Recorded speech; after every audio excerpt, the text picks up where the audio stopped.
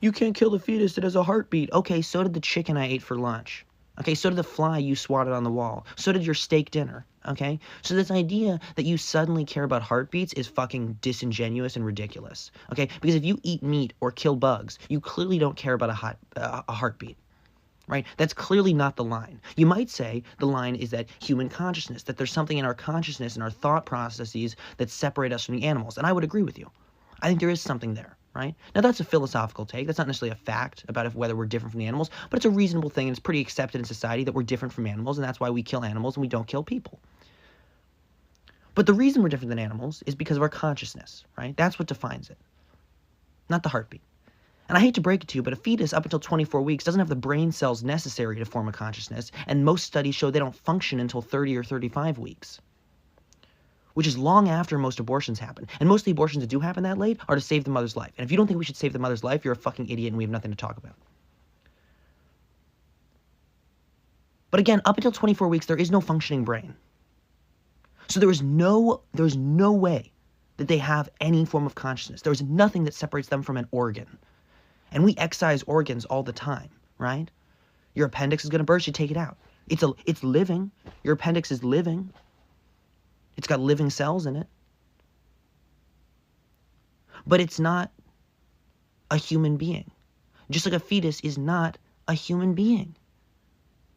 Scientifically, it might be alive, but it's not a person. There's a big difference between being alive and being a person. We kill living things all the time in society. We don't kill people. Well, we do kill people. It's frowned upon to kill people. But it's not a person. It doesn't have a consciousness. It's not feeling. It's not thinking. That's a scientific fact. And some people say they don't even develop real consciousness until long after birth. So this idea that you're killing a fully fledged human is absurd from a scientific perspective, is absurd.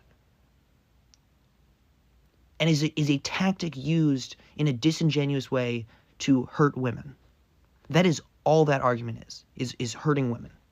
So, yeah, I saw people arguing about this in my comment section, and it's fucking ridiculous. It's like, no, they're not people. They're not people.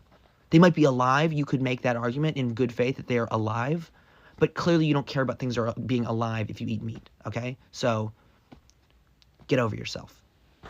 The other thing is banning abortion, aside from all of that previous stuff, is just bad policy. Because it doesn't really reduce the rate of abortions if that was your goal. It's not a significant drop. It just makes them more dangerous, so women are dying. And there's a very easy way to reduce the rate of abortions. Now, you're gonna think this is crazy, I know. But you know how you reduce the rate of abortions? You increase access to sex education and contraceptives. Just hand out condoms and teach people about sex in high school properly. And abortion rates plummet. It's crazy how that fucking works.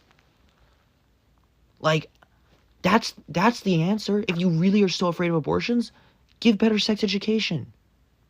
That's it. That's the answer. And to those saying, oh, if banning abortion doesn't work, why would banning firearms work? Because it's a completely different fucking situation.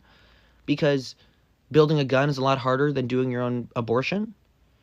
Because it doesn't risk your life in a DIY medical procedure to build your own gun or source one from the black market.